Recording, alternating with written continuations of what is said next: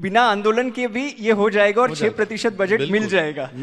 अरे वाह, ये सुन के बहुत अच्छा लगा।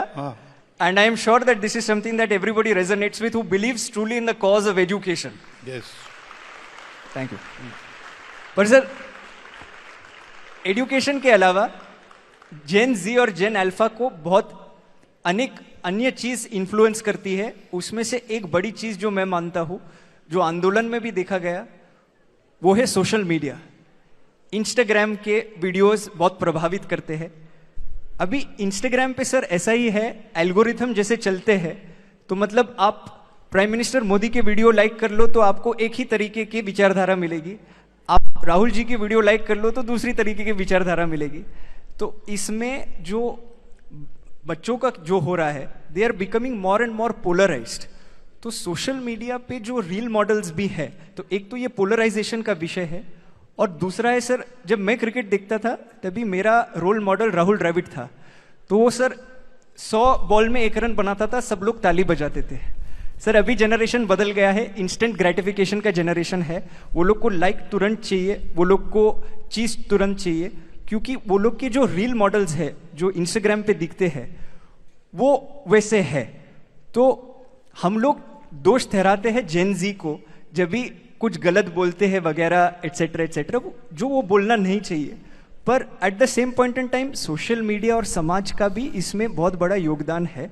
तो how should India tackle social media? अन्य देशों ने तो बैन कर दिया below the age of 16, Australia है, फिनलैंड है वगैरह। तो बैन करना चाहिए या दूसरा कुछ तरीके से उपयोग करना चाहिए इसका? आपके प्रश्न में ही उत्तर है। नियम बनाना, डिसिप्लिन बनाना ये ठीक है, लेकिन ये तब यशस्वी होता है जब एटीट्यूड बदले। तो कानून तो बहुत बने हैं, उनका क्या हो रहा है? तो समाज माने तब कानून चलता है।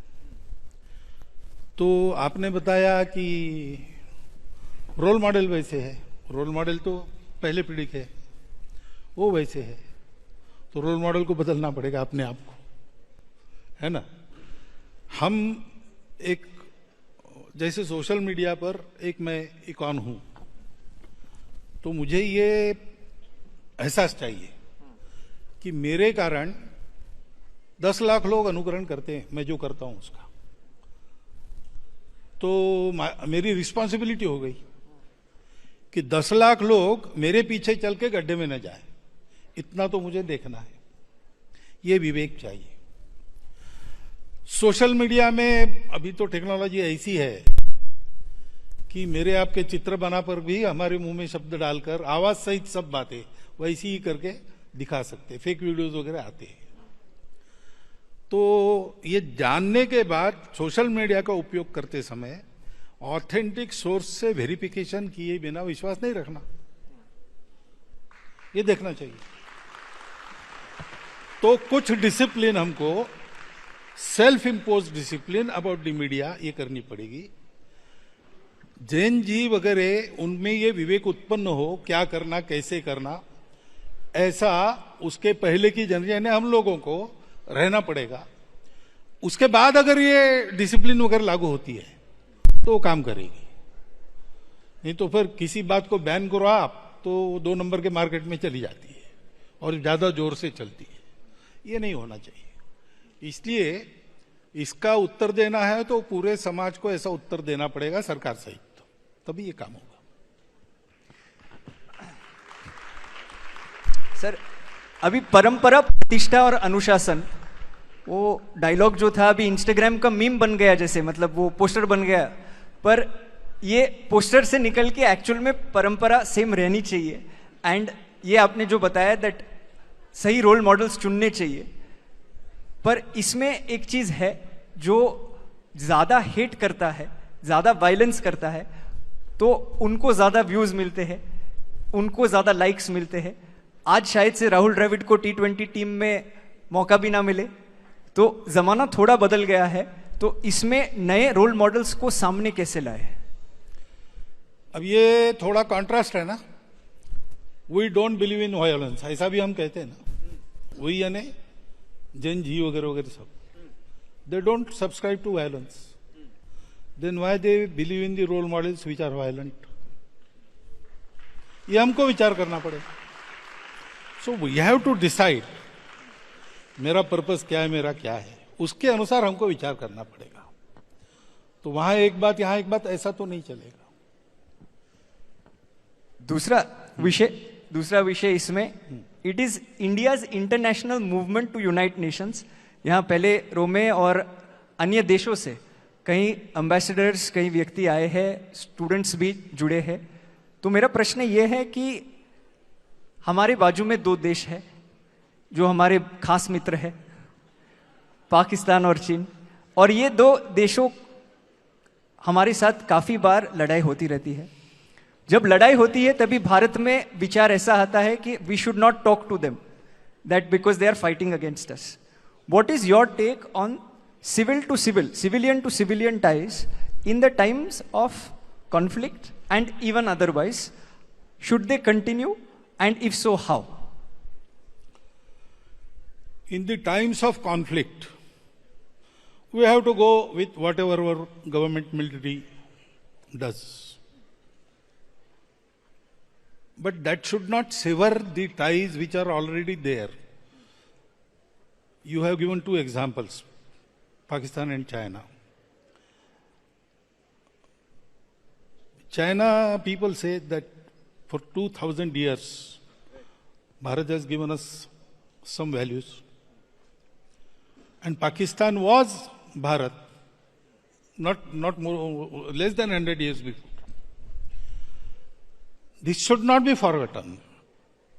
These ties cannot be severed. They can put at hold till conflict is there. But what is the solution? Bharat solution. Bharatiya solution is not conquering or obliterating others.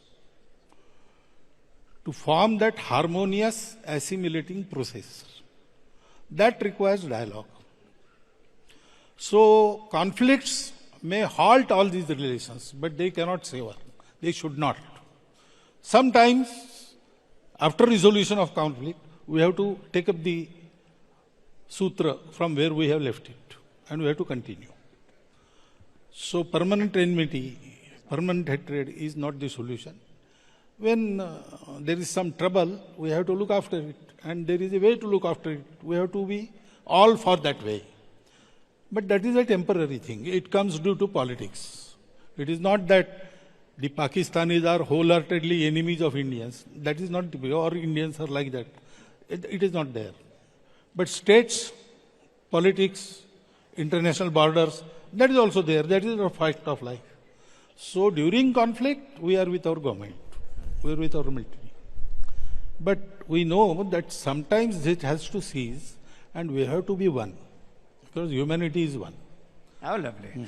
Humanity is one, and therefore, sir, I think Bharat can be both Vishwamitra and Vishwaguru in that sense. And we can hopefully unite the world, because we are not looking to conquer any other country, but we are looking to unite. तो sir स्पष्ट पूछ लेता हूँ एक बार, आज की तारीख में सिविल सोसाइटी को पाकिस्तान और चीन के जो स्टूडेंट्स है या फिर नॉर्मल सिविल सोसाइटी है, उनके साथ संबंध रखना चाहिए, उनको बुलाना चाहिए, बातचीत करनी चाहिए, हाँ या ना? Not during times of conflict, I tell you. Now conflict is a military war or even terrorism. That is a sort of conflict. This terrorism is not only a terrorism by radical groups. It has a whole philosophy behind it. And there is a policy behind it. 1,000 cuts. So it is a hidden war. So we have to treat it accordingly. Okay. Understood. दूसरा विषय जो international बच्चों में काफी बातचीत होती है, अभी भारत में बातचीत होती है अबाउट द LGBTQIA+ कम्युनिटी. तो ये विषय पे आपने कई बार बोला है, and you have spoken and you have said that everybody is a part of the same community and we should treat everyone in the same manner. But sir, my question then to you in this is कि same sex marriage जो है अब तक वो legalise नहीं किया गया है, एंड संघ की विचारधारा इस पे और जेन जी और जेन अल्फा में ये काफी बात होती है. उसके लिए मैं आपको पूछना चाहता हूँ that why is the RSS stating that same-sex marriage should be disallowed? तो same, did I ever say same manner? Sorry, sir. Did I ever say same manner? No, sir. No. No. LGBT or whatever, they are all part of the society Thank you. which we belong to. And in our society, there is a tradition of accommodating. There were systems. Now, marriage is not in our tradition, vivaha. That is not a convenience created so that two people should live together. It is an institution which is created by marriage, family. Family is unit of society.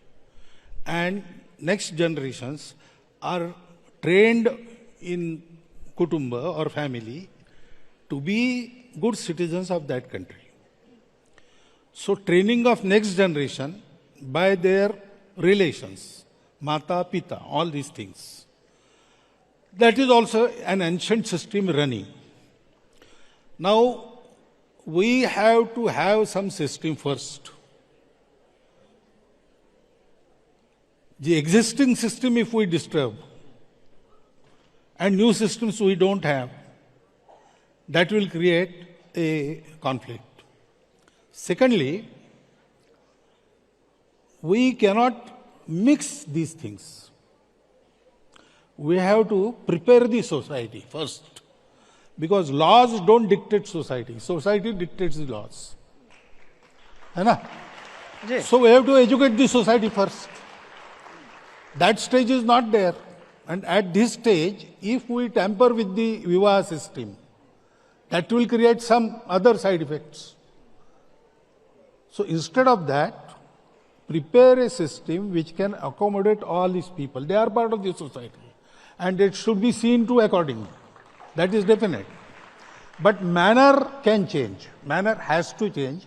This situation, we have to have these special measures. That is why same-sex marriage don't say that.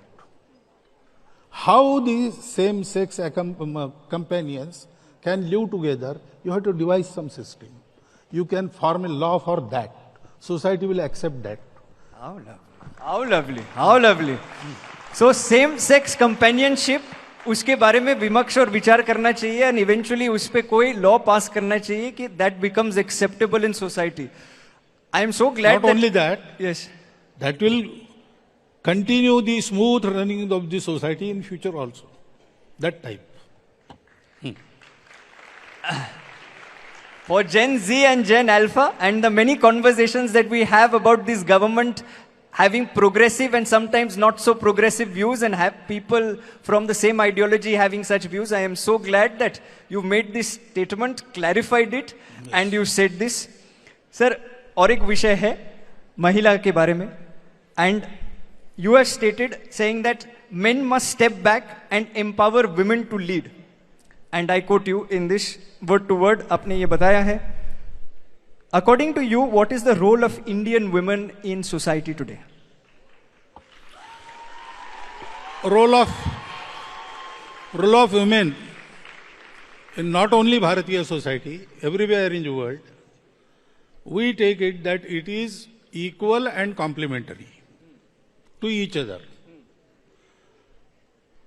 So, they have to be trained in capacities as we train men in capacities. So everything they can do. And everything they should be trained for. और क्या पूछना है? That role is there. और sir इसमें ये पूछना है sir, the RSS truly believes that women are equal partners in nation building. But sir, then why does the core organization of the RSS remain intrinsically male? And why is the solution? Okay. Guys, this is a samvad, this is not a vivad. No, it's okay. This is samvad. You are asking questions from their mind. That is why they are clapping. Sir ये भी clarify कर दूं, लोगों को लगेगा मेरे प्रश्न है, मतलब में डांट भी मुझे पड़ेगी, श्रेय भी मुझे जाएगा, तो मैं पहले ही बोल देता हूँ that these questions, the reason why they are clapping so much, have been crowdsourced from the students who are sitting here, not just sitting here, but from all the schools and colleges that we work with. So उसके लिए ताली ज्यादा बजा रहे हैं. But sir, ये यदि why is the solution always to keep women in a separate parallel wing rather than integrating them into the apex decision-making body of the RSS? So this question has been asked because you have incomplete information. In all the organizations that Swayamsevaks are running, women are shouldering responsibilities with men in equal capacities. Except RSS, there is a reason. When RSS started, if we had started the organization in women also, we wouldn't have thrived. That times were like this. This question would not have been asked at that time, because it was very natural to form separate organizations of women. Secondly, the organization that were formed by women for the same purpose, Rashtra Sevika Samiti, it had and it has and it will have full support from RSS, even training. But they have told us that we will work here, you don't interfere. You work there, we will not interfere. We will help each other. That mandate, when they will withdraw, we will start doing work in women also. But in apex body of RSS, Akhil Bharatiya Pratinidhi Sabha, all the women working in the public field, they are also invited in the process of decision making. They are there for full 3 days. So this information you should have, then this question will not arise. So sometimes we need this kind of information from you. Yes. It is better that you give it than I That give is it. why you ask questions and I answer them. पर इसमें और एक चीज है sir कि आपने यदि बोला एंड जैसे लास्ट भी बोला था उसमें मैंने वापस क्लैरिफाई कर दिया था अबाउट LGBTQ. यदि if the women's wing of the RSS says that we don't need a women's wing anymore, then we will see one cohesive cohort that is between the RSS, that is the men and the women and everybody else equally and a part of the organization. It is not a wing, it is separate autonomous organization. Right. If they say Right. that okay, now RSS should also work, so we will start working in women. Okay. Okay. Sir second last question मेरे ओर से एक विषय है which is complementary to education. Education के बाद 24 की आयु के बाद स्टूडेंट्स एसेंशियली 21 के बाद they look for jobs. Bharat में there are 1.6 billion people now and there are 40 crore who are Gen Z sir. तो इसमें जाहिर सी बात है दैट इतने सारे यूथ के लिए जॉब्स एक साथ क्रिएट करना it is a difficult task.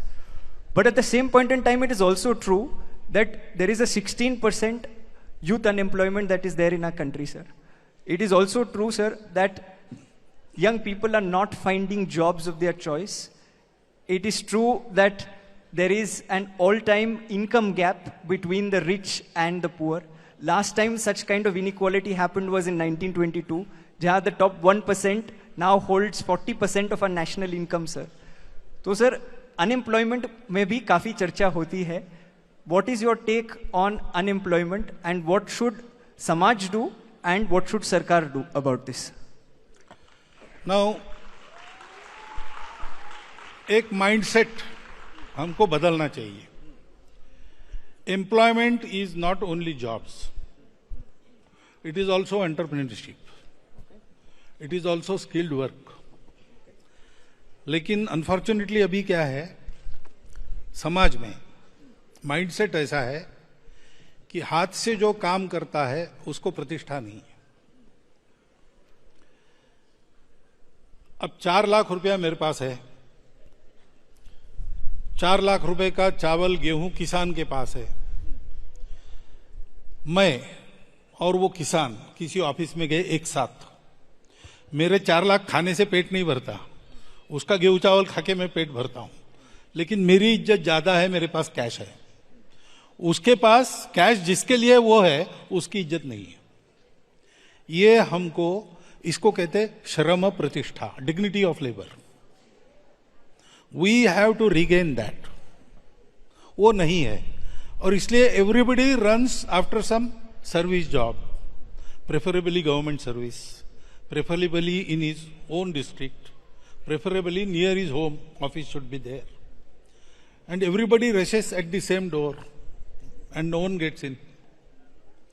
While there are fields where workers are not available. I also see what we call menial jobs.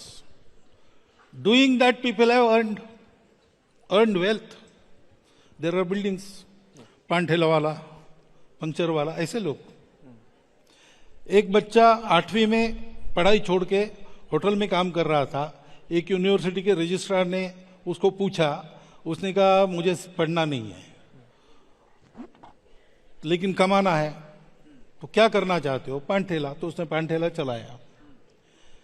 उस समय 8वीं में था, अब तो जवान हो गया, शादी, लड़के बच्चे हो गए. 29 लाख की प्रॉपर्टी है उसकी, पान ठेला चलाते हुए.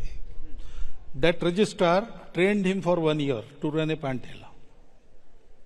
ऐसे है, ऐसी एक उदाहरण. उस रजिस्ट्रार ने 400 लोगों को तैयार किया है. He is in Maharashtra. ऐसे बहुत उदाहरण है सर्वत्र. तो एंटरप्रेन्योरशिप चाहिए, श्रम प्रतिष्ठा चाहिए. सब लोग जॉब्स में ही जाएंगे, गवर्नमेंट जॉब में ही जाएंगे, ऐसा नहीं है. अच्छा लाइफ इससे मिल सकता है. लग्जरियस लाइफ मिलेगा इसकी गारंटी नहीं है.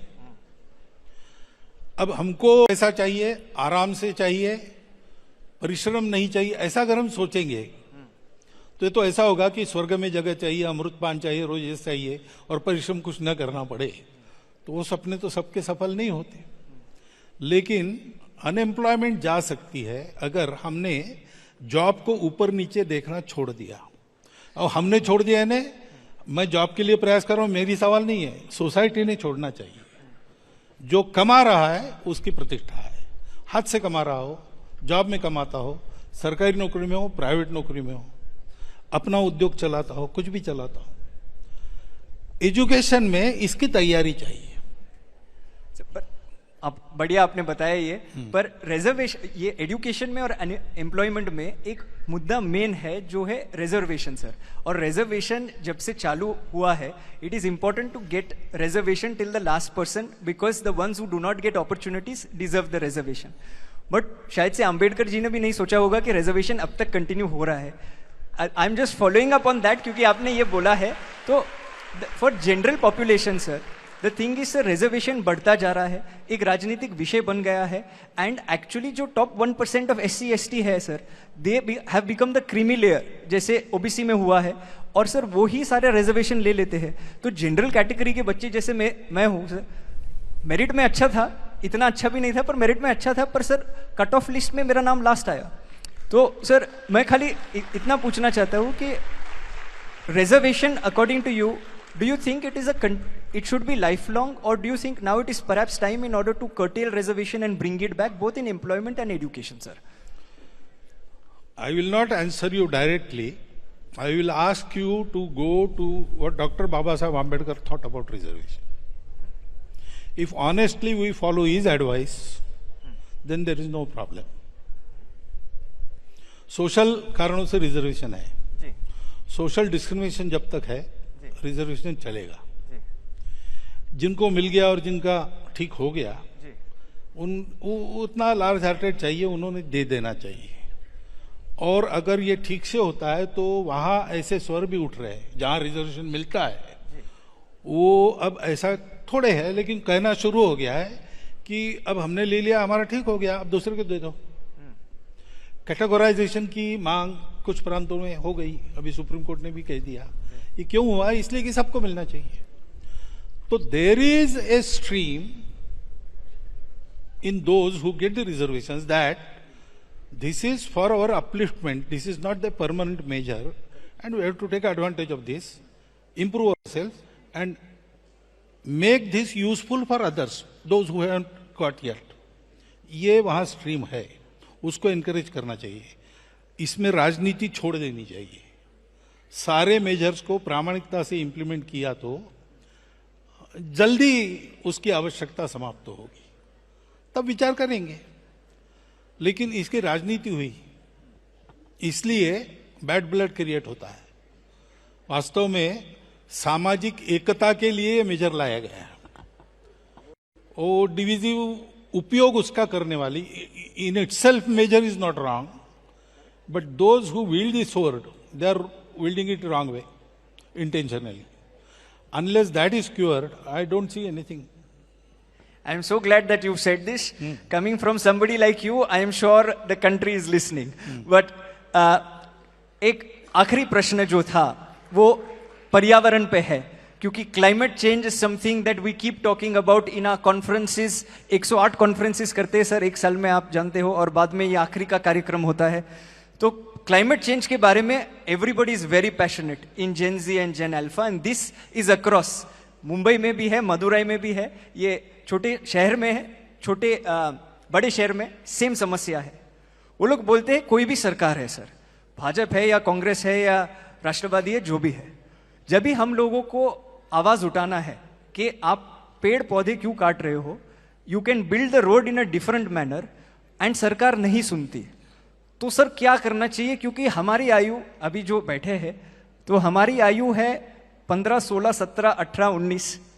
तो आपका क्या सुझाव है, what should young India do when they believe so much in climate change but sometimes governments don't believe as much in climate change? Government is a different thing. Correct, हमको क्या करना? Anywhere government is a different thing. It has to act in so many pressures. Secondly, the available model of development is itself unsustainable. That is why they have to plan for sustainability goals. And the only country which fulfills that goals per year is Bharat. Everybody else talks of this Paryavaran and never acts on it. We have to change the model. As you said, development can happen without harming Paryavaran. That is true. But that way is with us and we are not treading on it. So we have to change our development model. That is the basic thing. Without that, no government can act fully for the Paryavaran. Some lapses will be always there. Now, this requires a tremendous pressure which should come from the society. If society has to create the pressure, society has to act on Paryavaran. So,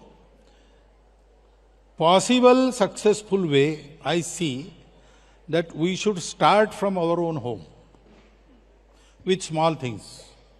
जैसे एक programme अब हम लेके जा रहे हैं समाज में, पानी बचाओ, प्लास्टिक हटाओ, पेड़ लगाओ।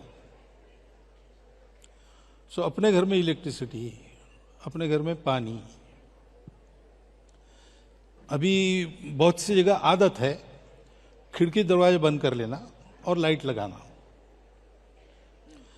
फिजिक्स का क्लास चल रहा था तो ठंडी हवा आने लगी, इसलिए सब खिड़कियां बंद की, और अब गर्म होने लगा इसलिए पंखे चलाए।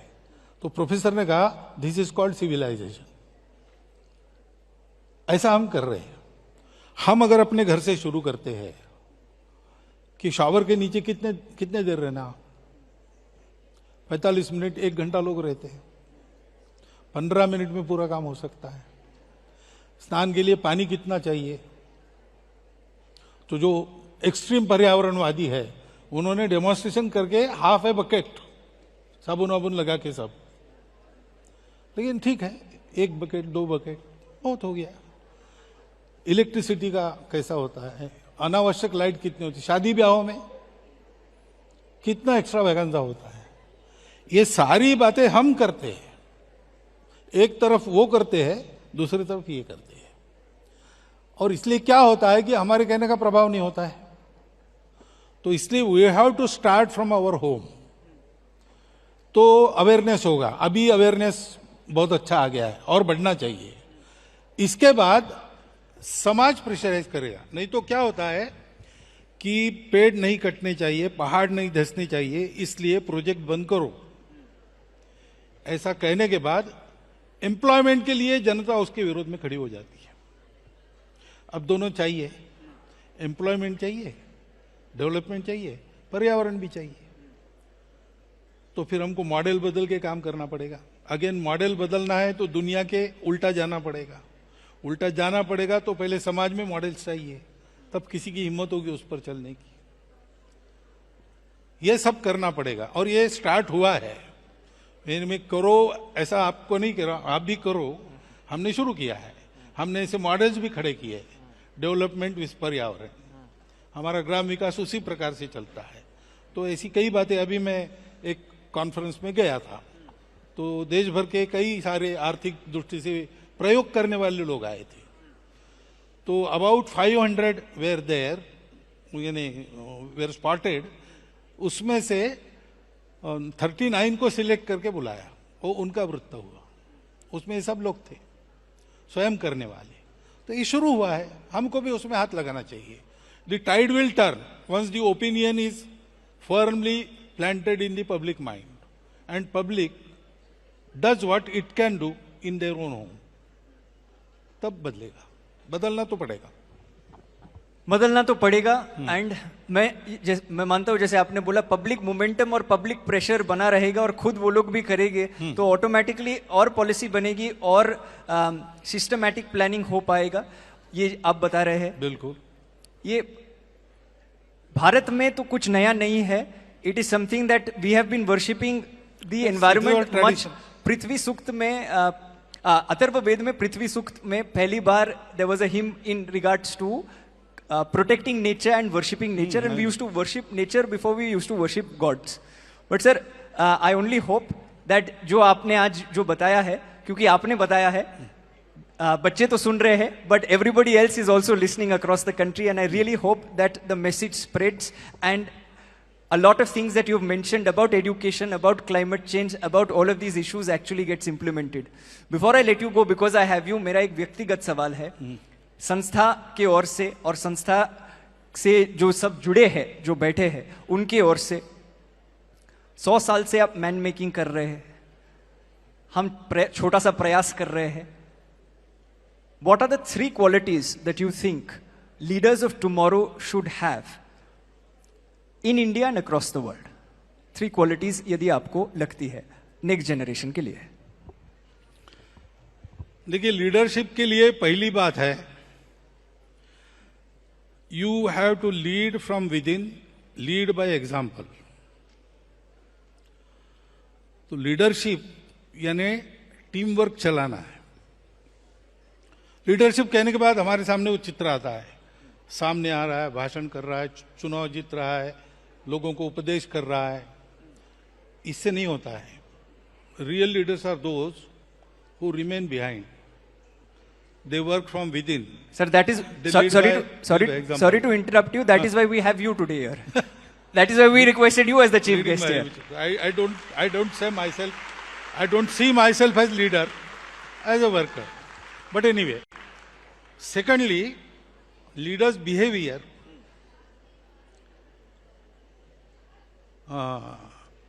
There are 5 qualities. जी. शास्त्रे त्यागी, पात्रे त्यागी, रणे रागी, भागी परिजनैः सह. So he knows all the things and he appreciates qualities. Patre tyagi, gune ragi, appreciate the qualities. He shares, bhagi parijanais, shares with all others. Whatever he gets, kirti, prasiddhi, success, material gains, he shares. Shastre bodha, he knows the science. Rane yodha, if there is strife, he is a warrior. Prabhu Panchaguni Bhavet. These are the 5 qualities of the leaders. And thirdly, leadership is to lead people to light. Not only material, also spiritual. Leadership is to create leaders. It is not to lead myself only. My leadership should create leaders. These three things have to be kept in mind when we take the training of leadership. And I am very glad you are doing an excellent job for last 15 years. So, today I learned the expression. Today I learned the expression from you of what I am saying like this. Sir बस आप करिए साथ में करते clock it अरे thank you sir, आपने समय बिताया हमारे साथ. थैंक यू कि आपने ये सारे उत्तर दिए. Guys before you clap something I must say, and you can get the house lights on. Sir मैं एक चीज आपके लिए बोलना चाहता हूँ, that this conversation earlier was not a conversation. We've sent him the questions. I just gave him the questions right now in front of him. Earlier it was supposed to be a speech. And sir मैं खड़े रह के ये बोलना चाहता हूँ आपके लिए please. Earlier it was a speech that he was going to give. And he was going to give a speech as Sir Sangachalak ji gives great speeches. But I said, sir आज speech के बदले में हम संवाद करते हैं, और संवाद ऐसे विषय पे करते हैं जो युवा को पसंद है और युवा बात करती है. Like education, like climate change, like LGBTQ+, like women empowerment, issues which are spoken about by our generation but sometimes don't find space in popular discourse. The fact that we didn't give him the questions and I asked him all of these questions and he took all of them very willingly and with a smile on behalf of all the Gen Z and Gen Alpha. Hopefully, आपके माध्यम से ये भी बताना चाहूँगा that perhaps आंदोलन is not the solution to everything. There is an alternate way. It is called संवाद.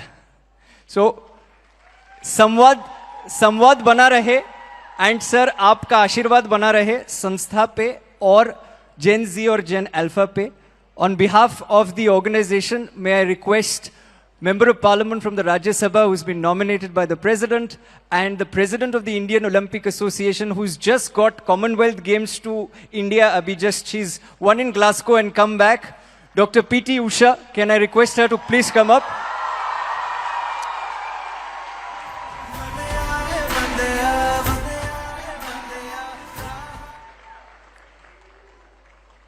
And up until, if the music's played, it's fine.